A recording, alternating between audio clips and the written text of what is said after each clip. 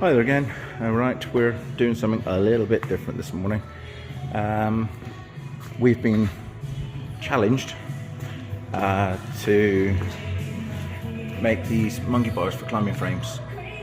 Now obviously they want it mirror finished, so I'm just going to give you a quick rundown of the way in which I do it to get it nice and shiny. To start with, you need to get the right gear from somewhere like the polishingshop.co.uk. Really good guys. There's a product info for it, so if you want it. Medium cut, heavy cut and super heavy cut. Generally speaking, for stainless you only need heavy cut. You don't need to go down to the fine cut. Medium cut's fine as well. But here we go. So this is what we get when we're welding. So weld it up. I'd like to show you, but I haven't got a tripod, so it'd be kind of pointless. So it gets blued all up. So that's your first problem. It gets blued. Sometimes it gets black when the welders don't do as they're asked. And then what you need to do, oh, if I just come through here a second, is when you get through to this stage, that is after it's had some Pellox. There we go. So you put Pellox on it for a little while. Nasty stuff. Don't get it on your hands. Make sure you use gloves.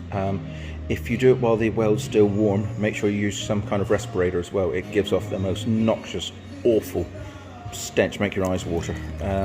Proper acidy smell. But that's kind of what you get there. Anyway, you get this kind of clouding, which is a ball ache. So we need to get rid of that. Now,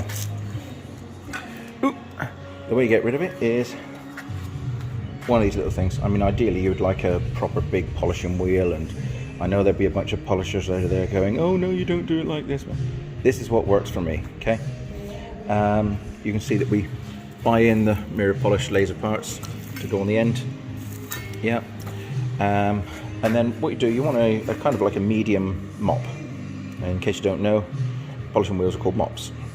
I've got two types on here. I've got the Sizol wheel, which is very coarse. It's almost like it's like Hessian type material in the wheel, and we use, there we go, use super heavy on that, the 523 LBZ.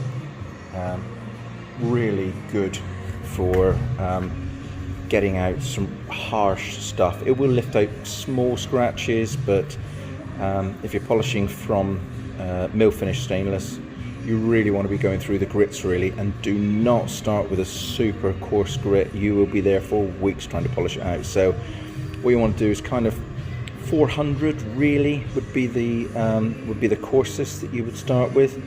A little bit of a game, of course, but get the right kit. You can get 400 grit flappy wheels for this, so if you're only doing a little bit, you can get some 400 grit flappy wheels that will fit on this. And then once you go to the 400, you need to go up to 600, 800 grit. I wouldn't go any more than that, because the Sizol wheel will actually take out from 800. Yeah, 800, maybe 1,000, but 1,000 is super fine. You don't want to be sanding 1,000. So 800 would be the finest I'd go to for sanding. And then you can jump onto the Sizol wheel with some super heavy. And when you're working, I will do a proper video on this at some point. When you're working, always work across your previous score marks. So if you've got score marks going this way, then your next grit level, you need to be going that way. Understand? I wish I could demonstrate it more, but I haven't got the appropriate kit here at the moment. So you're always looking to lift out the previous scratches. So, or score marks, whatever you want to call them. So if you're going through a 400 grit, then you need to make sure that your 600 grit takes out all the 420 grit marks by going the opposite way or diagonally, and however you wish to see how you get out those grit marks. Lighting is essential. You could do with a really bright light. We're lucky we got some pretty mean LED lights in the workshop here, and that allows us to see, you know, the score marks being lifted out on each pass going up through the grits. All right, so that's what I would do as far as that's concerned, and it does work well. And I have done meters and meters and meters of 50/50 box section stainless handrail from mill finish right up to mirror finish, so kind of know a little bit about it. It's really a small time, great for hobbyists though, or if you've got some stainless you want polishing up. If you want to do aluminium, copper, you can do all of that, but just on the point about doing different materials, have one wheel for one type of material for one type of polish. So if you always use the 439T on this wheel for stainless, that's all this wheel's good for. Do not cross up your polishes or your materials. You can run into some awful messes. For instance, if you wanted to polish up mild steel using this grit, and then you use this wheel on stainless, when the stainless gets outside, it will rust.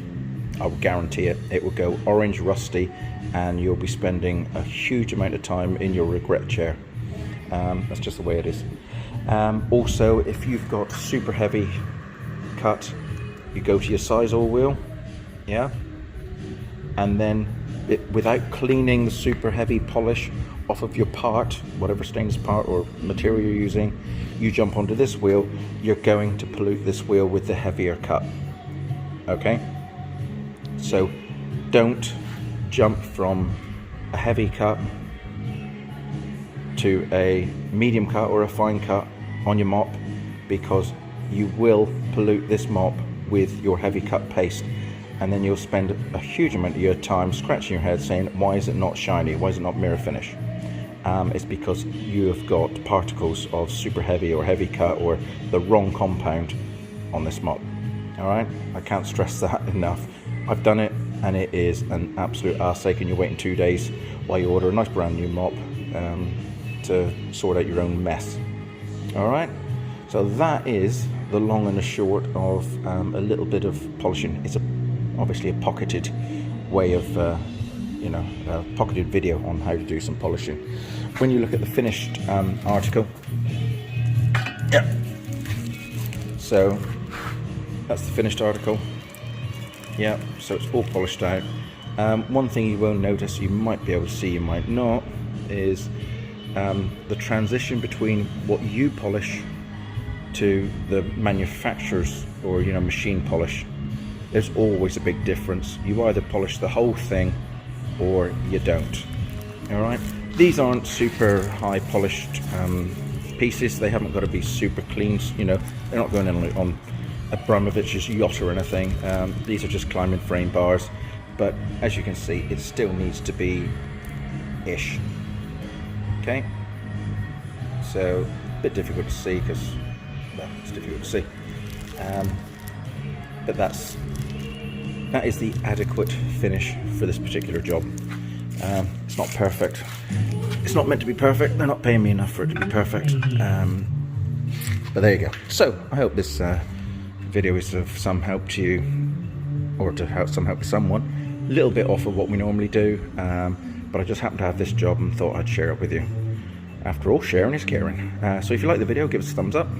If you don't, give us a thumbs down, but you can always tell us why you give us a thumbs down. It doesn't really bother me. The more likes and the more subscribers I get, the more likely I am to keep doing random stuff like this. I do want to do more and more to do with the stainless polishing and bits and pieces, because we do everything in the shop. We don't just make big steel buildings, or we don't just make cages, and we don't, we do everything. Anyway, like I say, parting shot, all the dirty stuff. Please like, subscribe, hit the bell icon, for updates for as and when I update. I try to answer every question that gets posted.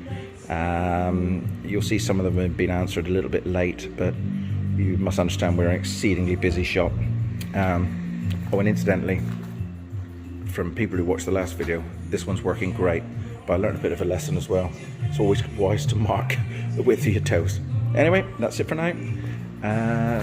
Stay safe, take it easy. Cheers.